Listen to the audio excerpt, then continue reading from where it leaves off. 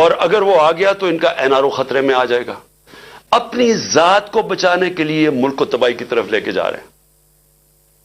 صرف اور صرف ذاتی مفادات کے لیے یہ جو سارا ٹولہ کھڑا ہوا ہے اور ان کے پیچھے جو لوگ ہیں وہ صرف ذات کے لیے اس ملک کو آج ادھر لا کے انہوں نے کھڑا کر دیا. اور وہ میں بتاؤں گا کہ ہم کھڑے کدھر ہیں آج. مجھے افسوس سے کہنا پڑتا ہے کہ ہمیں پتا تھا یہ ہونا ہے. یہ ساروں کو نظر آ رہا تھا کہ یہ آئیں گے, ان کا کوئی مقصد پاکستان کی بہتری نہیں ہے. نہیں تو 30 سال ان دونوں خاندانوں نے باریاں لی ہیں. پاکستان تو بنگلہ دیش کے بھی پیچھے چلا گیا. تو اب انہوں نے کیسے ٹھیک کرنا تھا؟ تو سب کو پتا تھا یہ کیوں آ رہے ہیں. اور ان کو اوپر جب مسلط کیا گیا, اور اس کے اوپر میں بعد میں آتا ہوں. تو میں آج پہلے تو اپنی عدلیہ کو اپنی قوم کی طرف سے خراج تحسین پیش کرتا ہوں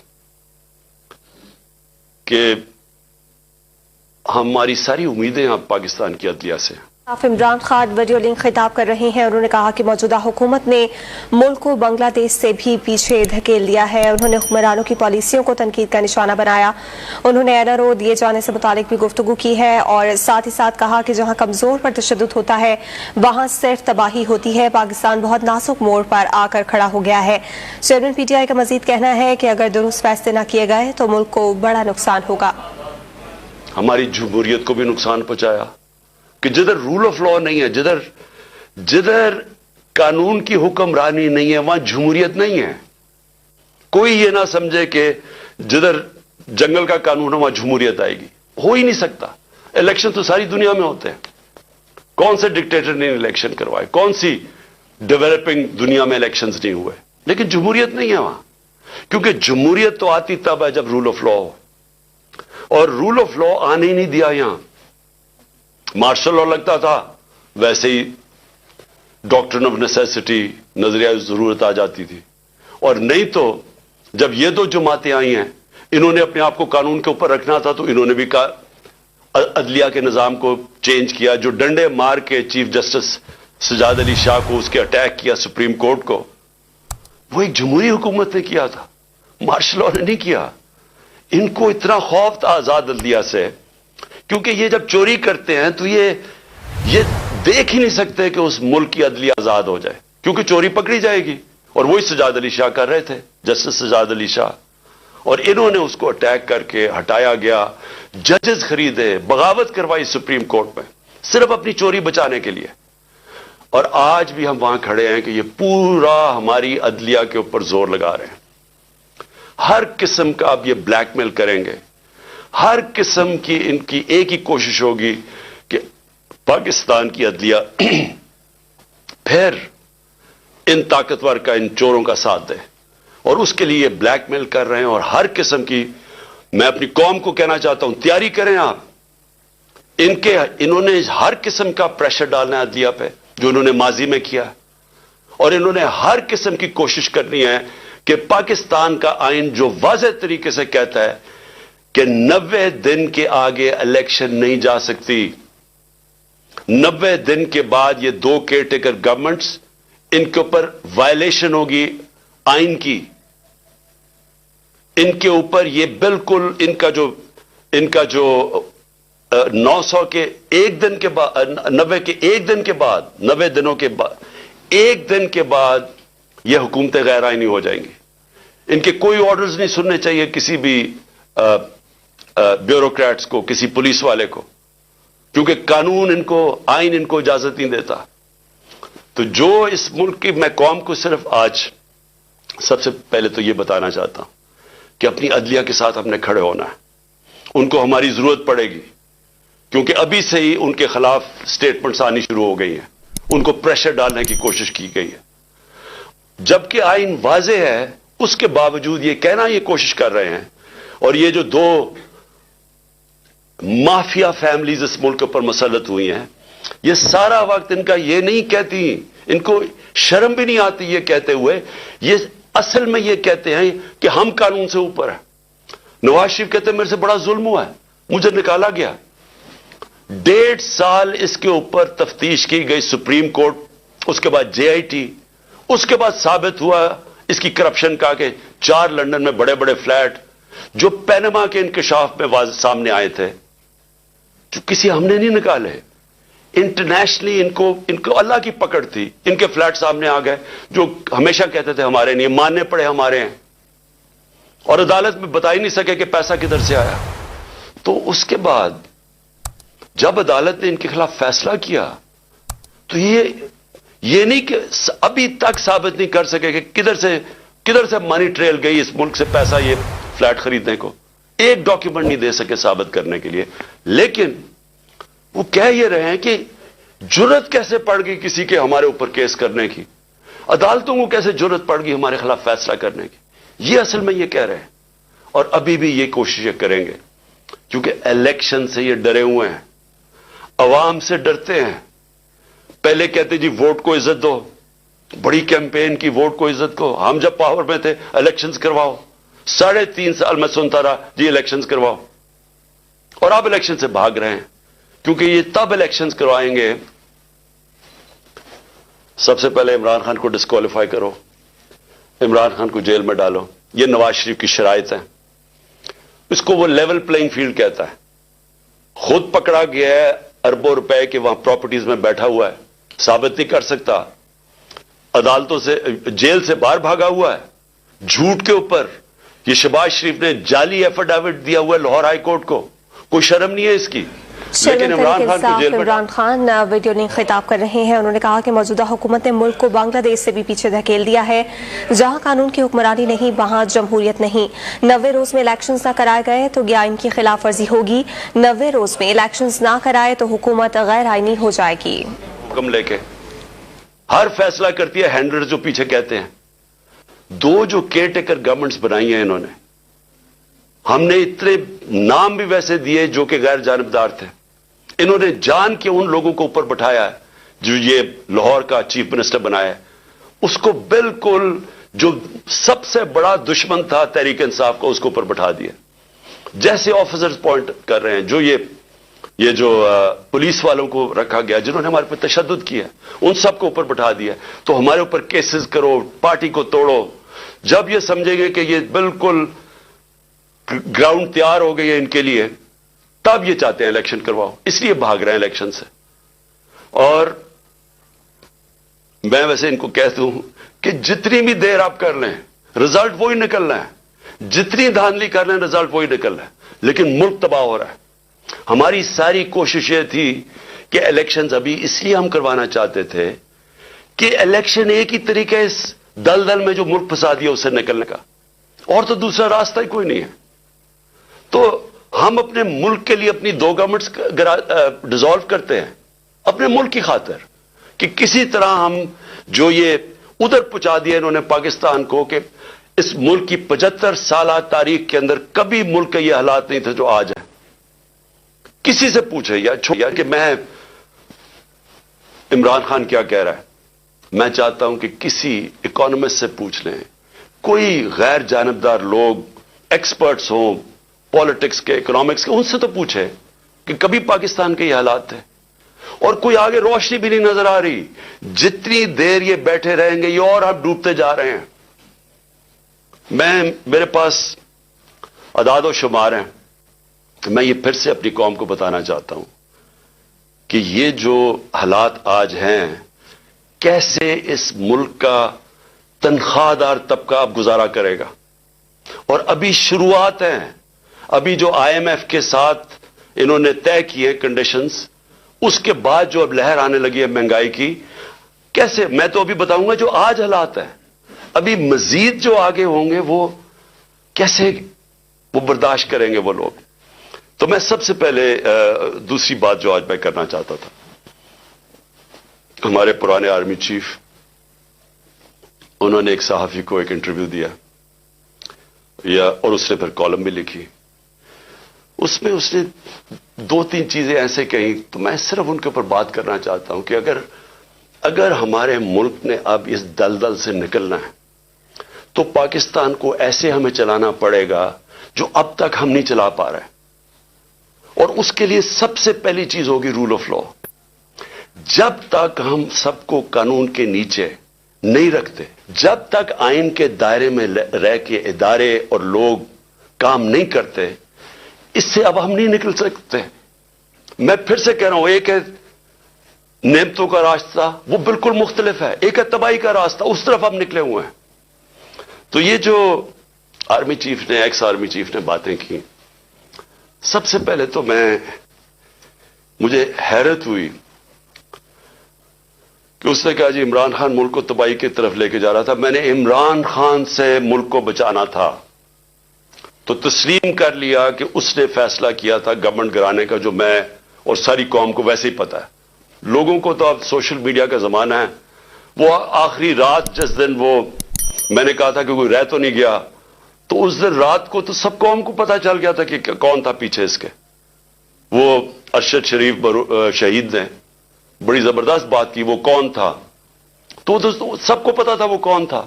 لیکن یہ نہیں میں سوچ رہا تھا کہ وہ تسلیم ہی کر جائے گا کہ وہ میں تھا. اور اس نے کہا کہ بڑے برے حالات تھے پاکستان کے اور تباہی کی طرف جا رہا تھا. تو پہلے تو اس نے اکانومی کی طرف کہا، پھر اس نے فورن پالیسی کی طرف کہا کہ امریکہ بڑا ناراض تھا، امریکہ خوش نہیں تھا عمران خان سے، اور فورن پالیسی کا بھی وہ ایکسپرٹ تھا. پھر اس نے سیاست کی بھی کوئی باتیں کی، بڑا لمبی بات چیت کی. پھر وہ شوکت ترین کے اوپر کہہ دیا کہ اس نے اکانومی تباہ کر دی. تو اکانومی کا بھی ایکسپرٹ، پالیٹکس کا بھی ایکسپرٹ، فورن پالیسی کا بھی ایکسپرٹ وہ. دیکھیں یہ آگے جو میں اب ملک کو آگے کا سوچ رہا ہوں نا کہ ملک آگے کیسے بڑھے گا. دیکھیں یہ ایک آدمی کے پاس جب اتنی زیادہ پاور آ جاتی ہے،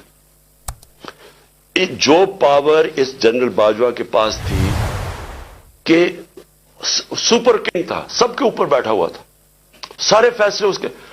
گورنمنٹ تب تک ٹھیک، یعنی گورنمنٹ کے کام تب تک ہوتے تھے جب تک جنرل باجوہ فیصلہ کرے کہ ہاں یہ ٹھیک ہے. لیکن اگر میں عمران خان کہہ رہے کہ اس ملک پہ احتساب ہونا چاہیے، جو 30 سال سے ملک کو چوری کر رہے تھے، جن کے پرانے کیسز بنے ہوئے ہیں، سوائے شہباز شریف کے 2 ٹی ٹی کیس اور وہ جو اس کا ایف آئی اے میں مقصود چپڑاسی والا کیس تھا 16 ارب کا، اور ٹی ٹی کا 8 ارب، جو اوپن اینڈ شٹ کیسز تھے، ان کے علاوہ تو سارے پرانے کیسز تھے. لیکن جب باجوہ صاحب نے فیصلہ کر لیا کہ احتساب نہیں ہوگا، تو احتساب نہیں ہو سکتا، کیونکہ اس نے اس میں تسلیم بھی کر دیا کہ نیب کو بھی وہ کنٹرول کرتے تھے. سو نیب بھی ان کے ہاتھ میں تھی، تو اکاؤنٹیبلٹی اگر وہ نہیں فیصلہ کرتے تو نہیں ہو سکتی، کیونکہ سپر کنگ ہے وہاں بیٹھے ہوئے. اس سے کیا چیز سامنے آئی کہ ایک آدمی کو جب اتنی زیادہ پاور مل جائے لیکن اس کو کوئی پوچھنے والا نہیں ہے، کوئی چیک نہیں کر سکتا. تنقید تو عمران خان کی ہوتی تھی ہر دوسرے دن، ہر روز ٹی وی پہ گالیاں سن رہا ہوں، تنقید ہو رہی ہے. پنچنگ بیگ تو میں تھا، پاور وہ لے کے بیٹھے تھے. فیصلہ جو کرنا ہے وہ، اگر وہ فیصلہ میں کوئی پالیسی وہ مانتے تھے تو وہ ہو جاتی تھی. اور خوش قسمتی سے کرونا کے اوپر ہم ایک پیج پہ آ گئے، کیونکہ ہم نے بڑا فیصلہ کیا کہ سمارٹ لاک ڈاؤن ہونا. ہم اپنے لوگوں کو تباہی میں نہیں ڈالنے لگے، کیونکہ غریب نے کچھ نہیں جانا تھا. اگر ہم لاک ڈاؤن کر دیتے غریب نے مر جانا تھا. تو ہم نے بڑا فیصلہ کیا تھا، تو اس میں انہوں نے سپورٹ کی، تو وہ تو ٹھیک چلتا گیا، بلکہ بڑا اچھا کام ہوا. اور بھی کام تھے. میں بار بار کہتا ہوں کہ بڑا ایشو بن سکتا ہے پولیو کا پاکستان میں، اس کے اندر بارڈر ایریاز میں بہت مدد کی انہوں نے. پھر ٹڈی کا آ گیا تھا، وہ جو لوکسٹ کا تھا، مدد کی اس میں. لیکن جدھر فیصلہ کیا کہ احتساب نہیں ہونا، اور ان کے فیورٹ شہباز شریف تھا. آپ شہباز پاکستان تحریک انصاف کے چیئرمین عمران خان کی جانب سے عوام سے ویڈیو لنک خطاب کیا جا رہا ہے، جس میں انہوں نے کہا کہ ہمیں عدلیہ کے ساتھ کھڑے ہونا ہوگا، عدلیہ کو اب دباؤ میں لانے کی کوشش کی جائے گی، ہماری تمام امیدیں عدلیہ سے جڑی ہوئی ہیں. کہ پرائم منسٹر بنانے، اور فیصلہ کافی پہلے کا ہو گیا تھا.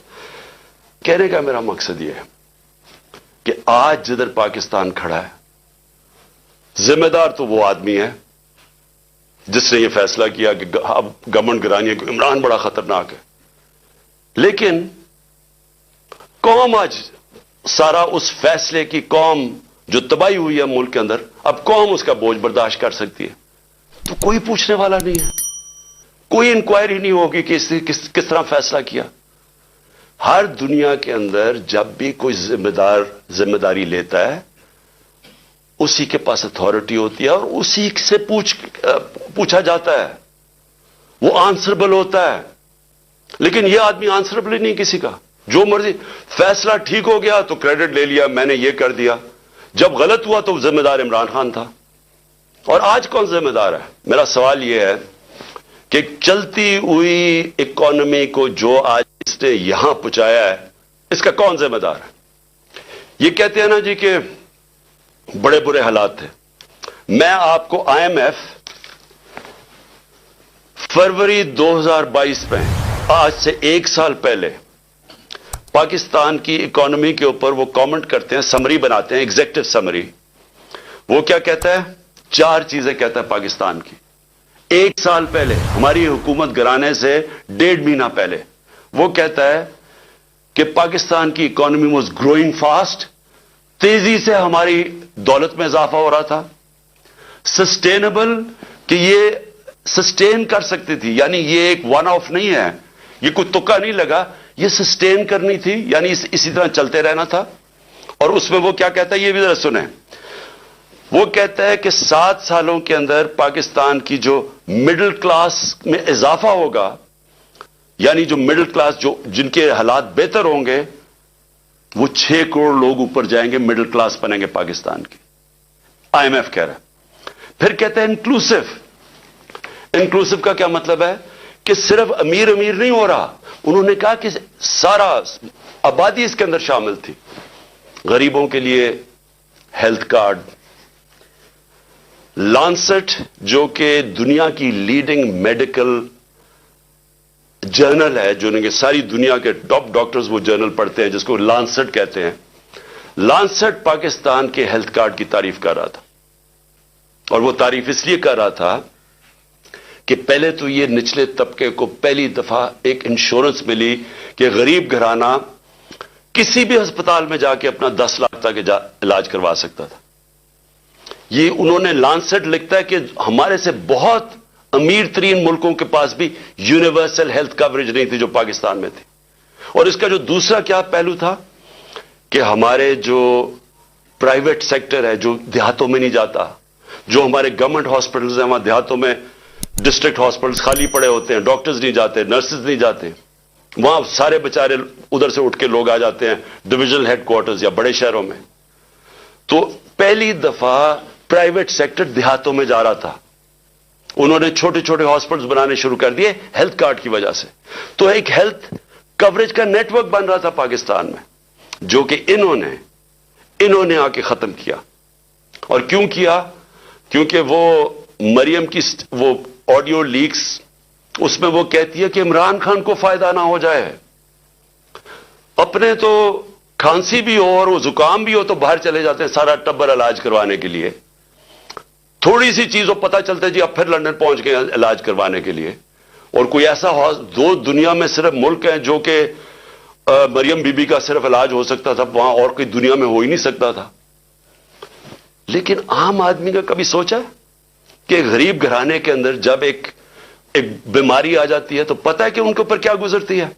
सारा खानदान गुर्बत की लकीर के नीचे चला जाता है।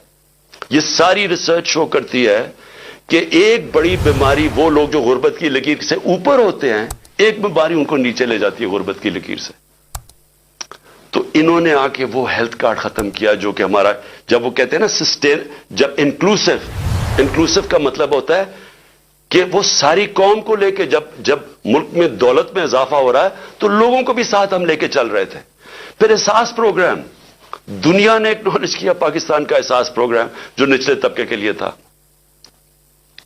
और ये स्टैनफोर्ड यूनिवर्सिटी, अमेरिकन यूनिवर्सिटी की रिसर्च है कि पाकिस्तान एक फलाही रियासत की तरफ जा रहा था एहसास प्रोग्राम की वजह से। वर्ल्ड बैंक सब ने तारीफें की पाकिस्तान के एहसास प्रोग्राम जो कि इंक्लूसिव रिसोर्स थी। तो ये IMF कह रहा है कि पहले तेजी से बढ़ रही है, फिर सस्टेनेबल है, यानी ये चलती जाएगी।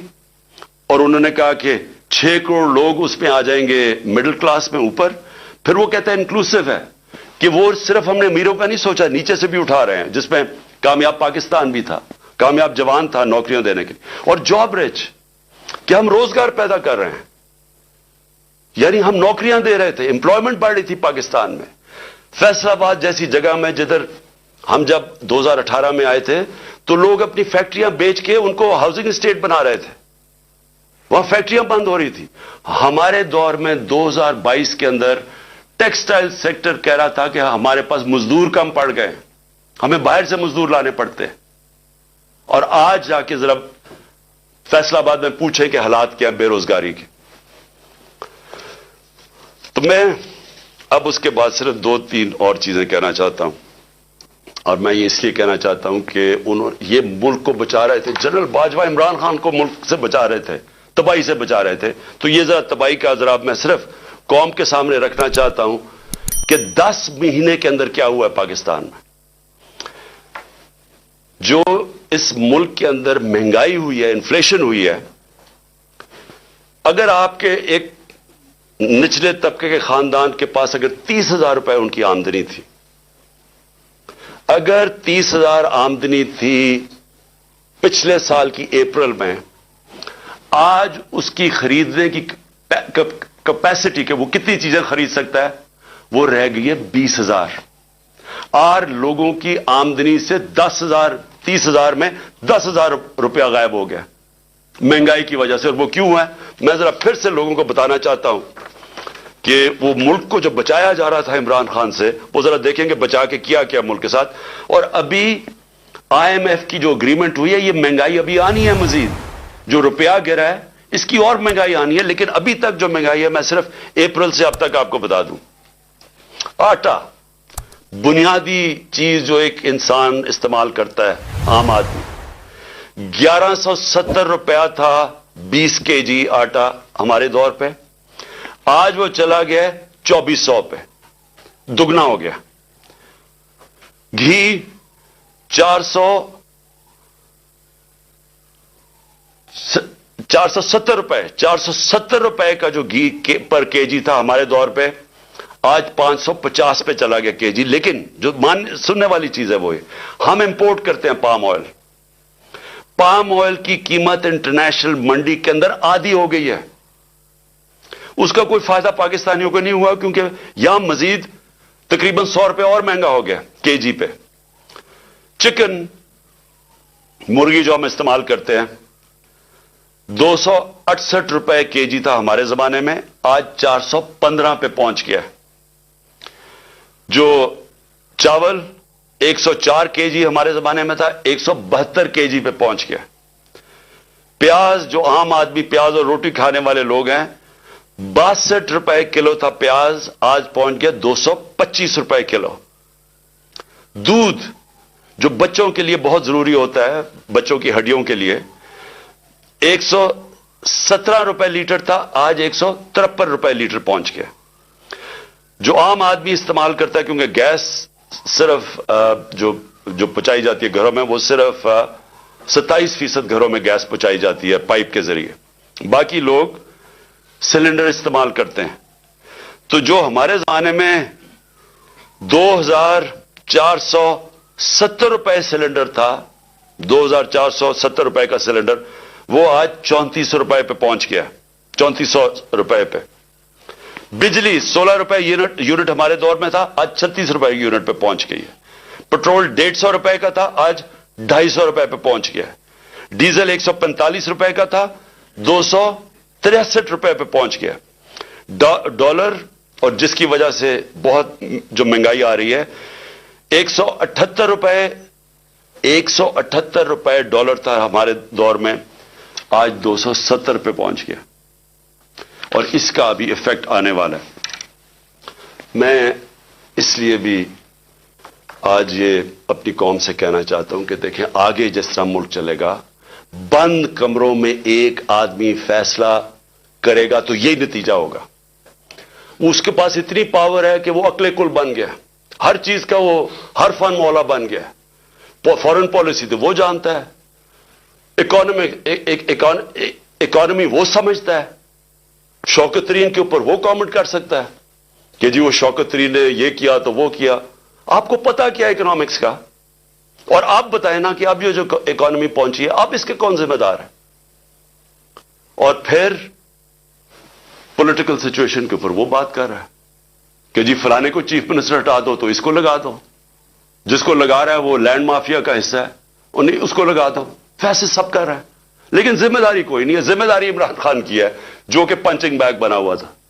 तो पहले तो पाकिस्तान ने जो आगे बढ़ना है, ये इसके ऊपर हमें सोचना पड़ेगा कि ऐसे मुल्क, पाकिस्तान या कोई और मुल्क ऐसे आगे नहीं चल सकता, और सारों को आइन के बीच में रह के चलना पड़ेगा। अगर हमने इस मुल्क को बचाना है इन हालात से, तो ये सिर्फ कोई इकोनॉमी का माहिर नहीं बचा सकता। ओवरऑल जो पॉलिटिकल इकोनॉमी कहते हैं, इस मुल्क की गवर्नेंस सिस्टम कैसे ठीक करनी है। सबसे बड़े जो हमारे पाकिस्तान को जो इस दलदल से निकाल सकते हैं वो है ओवरसीज पाकिस्तानी।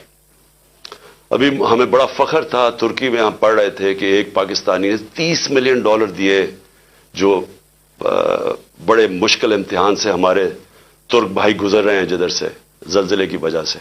एक पाकिस्तानी ने $30 मिलियन दिए। तो सोच लें कि पाकिस्तानी जो बाहर बैठे हुए हैं उनके पास किस तरह के वसाइल हैं। मैं कई ऐसे पाकिस्तानी जानता हूं।